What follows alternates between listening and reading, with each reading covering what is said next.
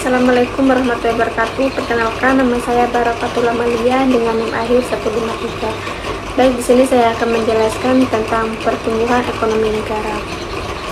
Terdapat banyak faktor yang mempengaruhi pertumbuhan ekonomi. Beberapa faktor yang mempengaruhi pertumbuhan ekonomi diantaranya ialah variabel investasi, tenaga kerja, ekspor, pengeluaran pemerintah. Investasi pada suatu negara terdiri dari investasi pemerintah dan investasi swasta. Investasi pemerintah dijalankan melalui salah satu instrumen kebijakan ialah pengeluaran pemerintah untuk investasi dari sektor swasta, biasanya berasal dari dalam negeri maupun luar negeri. Investasi pemerintah guna menyediakan barang publik. Biasanya investasi pemerintah dihitung dari selisih antara total anggaran dengan belanja rutinnya. Selain investasi, tenaga kerja adalah faktor yang mempengaruhi output pada suatu daerah. Angkatan kerja yang besar berbentuk dalam jumlah penduduk besar pula. Namun, pertumbuhan penduduk tersebut dikhawatirkan akan menimbulkan dampak buruk terhadap pertumbuhan ekonomi. Bagi suatu negara, pertumbuhan ekonomi ialah salah satu indikator keberhasilan pembangunan suatu negara tersebut. Setiap negara selalu menetapkan target tingkat pertumbuhan ekonomi yang tinggi di dalam perencanaan serta tujuan pembangunan negaranya. Pertumbuhan ekonomi tinggi serta berkelanjutan merupakan kondisi utama bagi berkelangsungan perkembangan ekonomi. Perkembangan ekonomi negara-negara di dunia memiliki tingkatan yang berbeda-beda. Hal ini terdapat suatu negara-negara di dunia memiliki tingkatan yang berbeda-beda. Hal ini terdapat suatu klasifikasi di mana yang disebut negara maju, negara berkembang, dan negara miskin. Negara maju menguasai berbagai sektor produktif untuk mendorong laju pertumbuhan ekonomi suatu negara. Sementara itu, negara berkembang memiliki kelemahan yang menyebabkan adanya kesulitan untuk membangun perekonomian.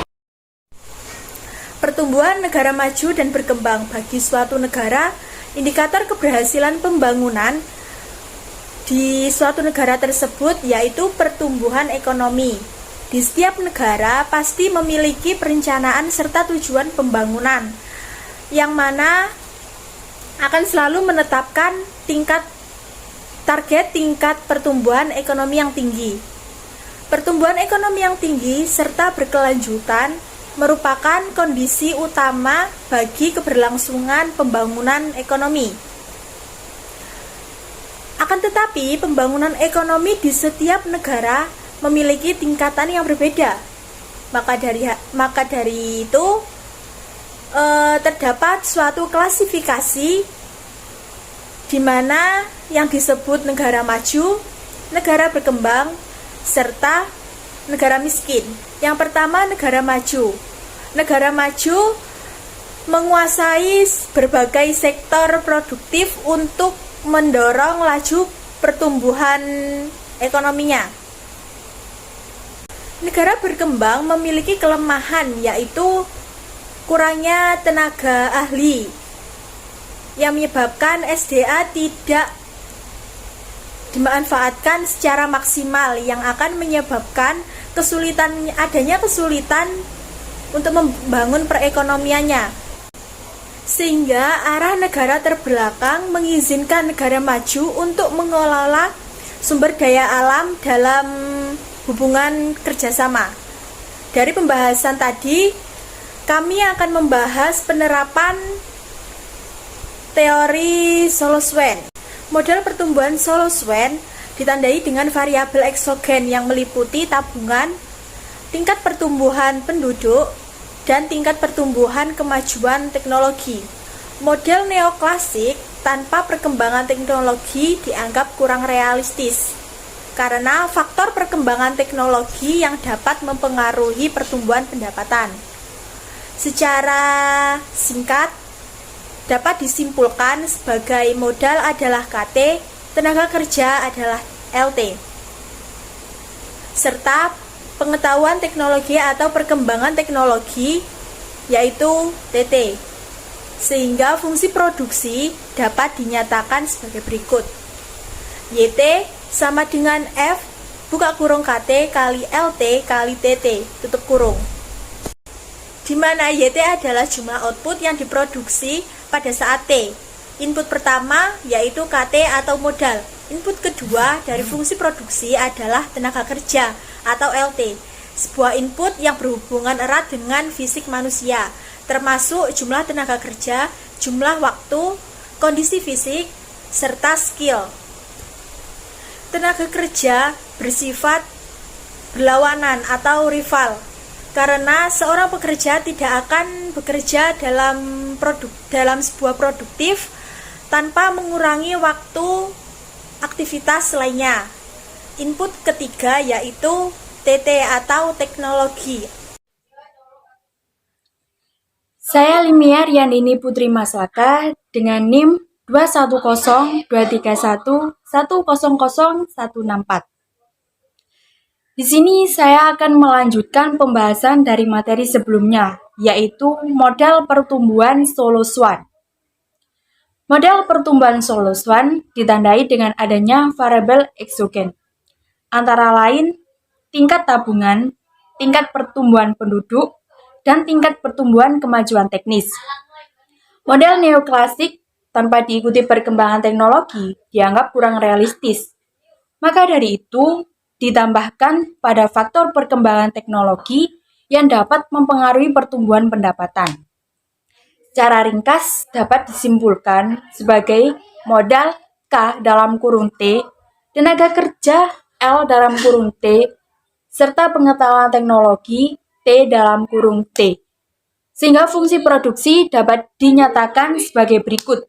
Y dalam kurung T sama dengan F dalam kurung K dalam kurung T, L dalam kurung T, dan T dalam kurung T, yang dimana Y dalam kurung T adalah jumlah output yang diproduksi pada saat T.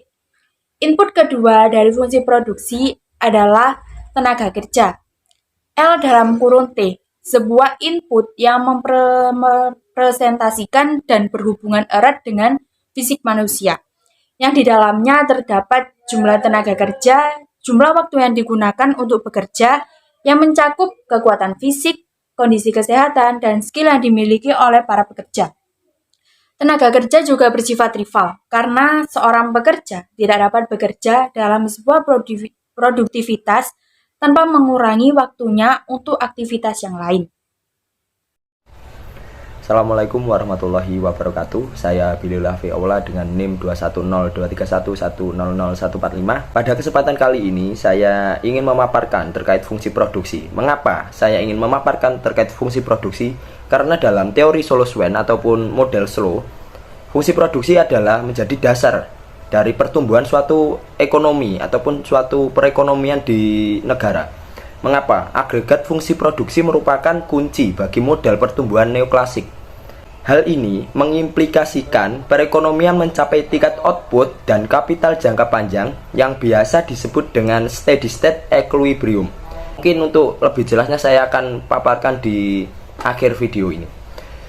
Dalam teori ini, pertumbuhan neoklasik, output hanya ditentukan dari besarnya modal dan tenaga kerja.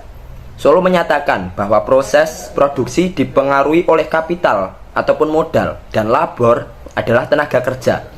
Jika dituliskan dalam persamaan, Y adalah output dan K adalah stok modal dan L adalah tenaga kerja, dan T adalah indeks waktu, A dan delta masing-masing adalah elastisitas pendapatan terhadap modal dan tenaga kerja. Y adalah kalkulasi dari fungsi nilai K dan L, di mana dalam Solow model itu nilai K ataupun nilai Y dari kalkulasi K dan L tersebut, nilai Y itu nilainya konstan, yaitu konstan return to scale, ataupun jika ditambah dari satu faktornya, contoh L tersebut ditambah 2 dan K tersebut ditambah 2, maka nilai Y itu akan bertambah juga. Bentuk spesifik dari hubungan ini dikenal sebagai fungsi produksi Cobb-Douglas, yaitu output akan meningkat bila setiap tenaga kerja mendapat modal ataupun peralatan yang lebih banyak, dan proses ini disebut dengan capital deepening. Tetapi hal tersebut tidak dapat meningkat secara terus-menerus. Dikarenakan apa? Ada faktor yang lain untuk mempengaruhi peningkatan pertumbuhan ekonomi, yaitu teknologi.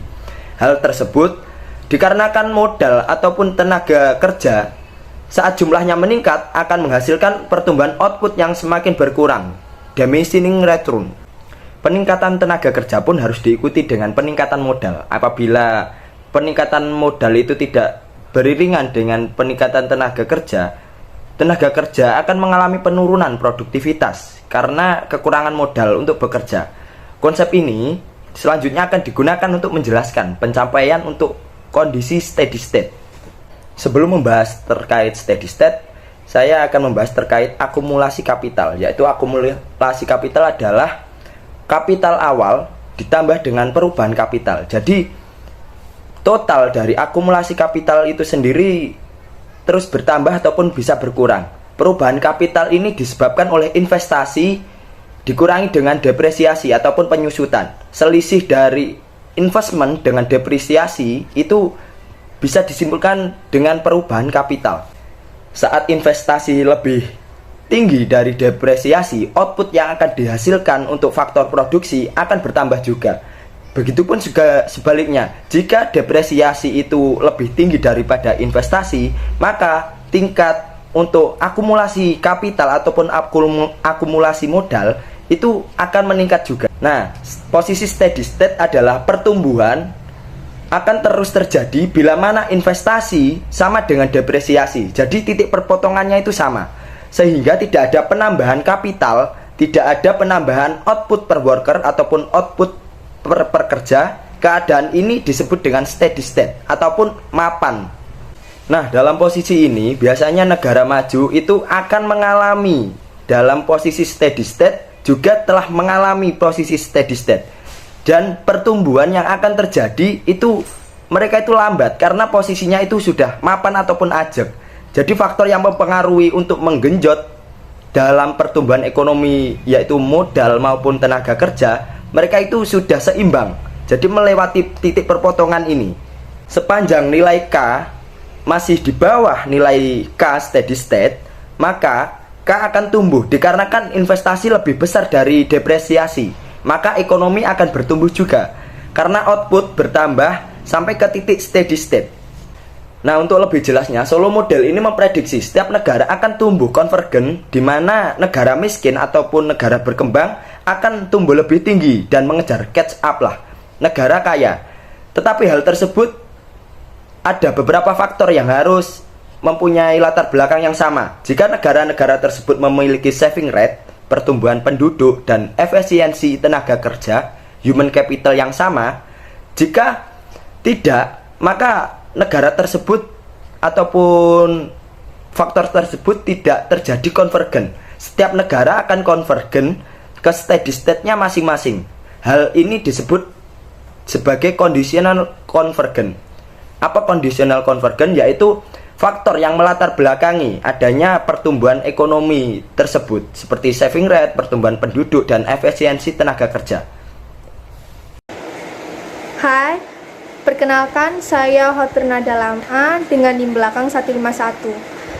Di sini saya akan menjelaskan tentang studi kasus yang berjudul pengaruh atau dampak dari harga minyak terhadap PDB per kapita Filipina berdasarkan teori Solow Swan. Nah, PDB sendiri atau produk domestik bruto umumnya digunakan untuk menilai kesejahteraan ekonomi suatu negara. Salah satu indikator penting kinerja ekonomi suatu negara adalah dengan melihat PDB per kapitanya. PDB per kapita memberikan gambaran umum tentang apa yang mampu dibeli oleh penduduk atau kesejahteraan ekonomi masyarakat. Salah satu faktor kunci yang mempengaruhi PDB per kapita suatu negara yaitu minyak mentah. Nah, kenapa minyak mentah?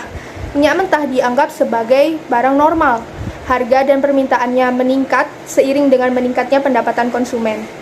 Harga minyak dan konsumsi minyak juga mempengaruhi perekonomian suatu negara. Jadi awalnya, yaitu sejak Perang Dunia Kedua, harga minyak menjadi fluktuatif atau naik turun. Nah, ini berpengaruh pada ekonomi negara pengimpor minyak, contohnya seperti Filipina tadi. Nah, Harga minyak yang tinggi untuk negara-negara pengimpor minyak bersih dapat menyebabkan tingginya biaya impor yang nanti akan berpengaruh kepada PDB. Kenaikan harga minyak mentah itu sendiri pasti akan berpengaruh pada produk olahan minyak seperti aftur, solar, bensin, dan lain sebagainya. Secara keseluruhan, kenaikan harga minyak mentah menyebabkan penurunan produktivitas yang mempengaruhi tingkat upah serta pengangguran. Nah, harga jual dan juga inflasi serta laba dan investasi. Nah, oleh karena itu mempengaruhi pertumbuhan ekonomi negara. Mengingat pentingnya minyak mentah dalam kontribusinya terhadap ekonomi, perkembangan negara pengimpor minyak tidak bisa diremehkan. Seperti yang bisa kita lihat di kurva di atas, analisis korelasi PDB per kapita dengan harga minyak mentah dan cadangan minyak mentah menunjukkan hubungan yang linier, yang positif di antara keduanya. Seperti terlihat pada gambar lagi, variabel plot menghasilkan goodness of fit atau R sebesar 95,8% ketika dibulatkan. Nah, goodness of fit atau uji kelayakan model yaitu uji non-parametrik yang tujuannya untuk menentukan seberapa tepat frekuensi yang diobservasi dengan frekuensi yang diharapkan. Hasilnya menunjukkan korelasi yang tinggi antara variabel dependen PDB per kapita dan variabel independennya yaitu harga minyak mentah, cadangan minyak mentah, dan jumlah tenaga kerja. CR tadi juga menunjukkan bahwa 95,8% dari perubahan PDB per kapita disebabkan oleh harga minyak mentah, cadangan, dan total lapangan kerja. Hasil ini terjadi karena Filipina sangat bergantung pada minyak mentah, terutama impor dari Timur Tengah, sehingga negara tersebut sangat rentan terhadap fluktuasi harga. Nah, sekian dari saya. Materi selanjutnya akan dijelaskan oleh teman kelompok yang lain. Terima kasih. Assalamualaikum warahmatullahi wabarakatuh. Saya Arafatu Sania dengan NIM 175. Di sini saya akan menjelaskan tentang prediksi di masa depan. Dalam memprediksi harga minyak di masa depan menggunakan neural network analysis dengan autoregressive nonlinear linear input. Neural network analysis atau yang bisa disebut dengan analisis jaringan saraf sendiri adalah serangkaian algoritma yang berupaya mengenali hubungan mendasar dalam sekumpulan data melalui proses yang meniru cara otak manusia beroperasi. Jaringan saraf dalam dunia keuangan membantu dalam meramalkan masa depan dunia ekonomi, algoritma trading, model risiko kredit, dan masih banyak lagi. Dalam kasus saat ini digunakan untuk memprediksi harga minyak. Variabel inputnya adalah PDB per kapita, sedangkan variabel outputnya adalah minyak mentah, yang artinya bahwa nilai dari minyak mentah diprediksi berdasarkan nilai GDP per kapita terdahulu. Dengan menerapkan analisis jaringan saraf, mengidentifikasi model yang benar dengan korelasi koefisiennya 94%. Harga minyak untuk tahun 2021 sampai tahun 2030 itu diprediksi memiliki koefisien korelasi yang tinggi. Berarti bahwa nilai-nilai yang dilatih untuk mengikuti model dan memasukkan data yang lebih akurat.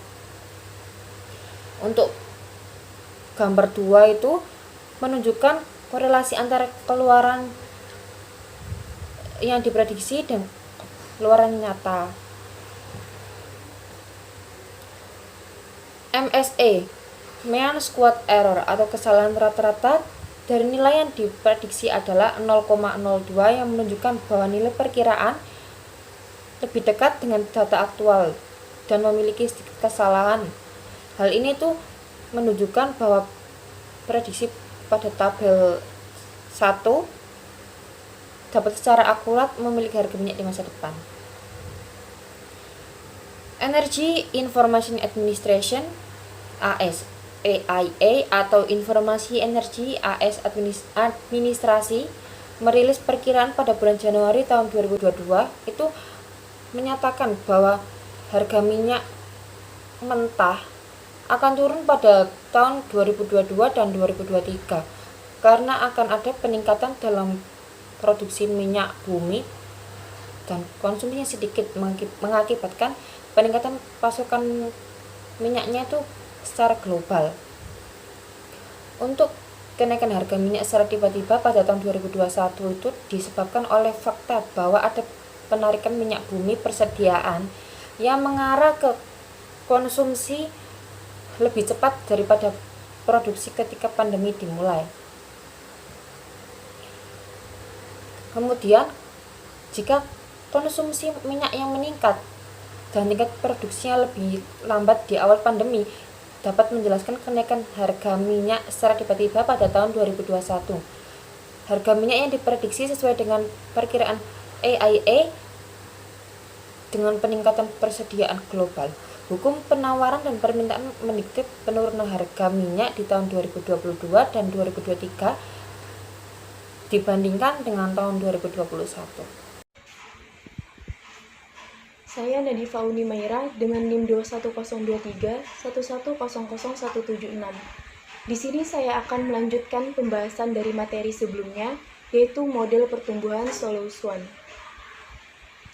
Steady state dicapai dalam ekonomi ketika semua agregatnya konstan, di mana ada populasi orang yang konstan dan persediaan modal yang konstan yang menghasilkan tingkat energi dan material yang konstan.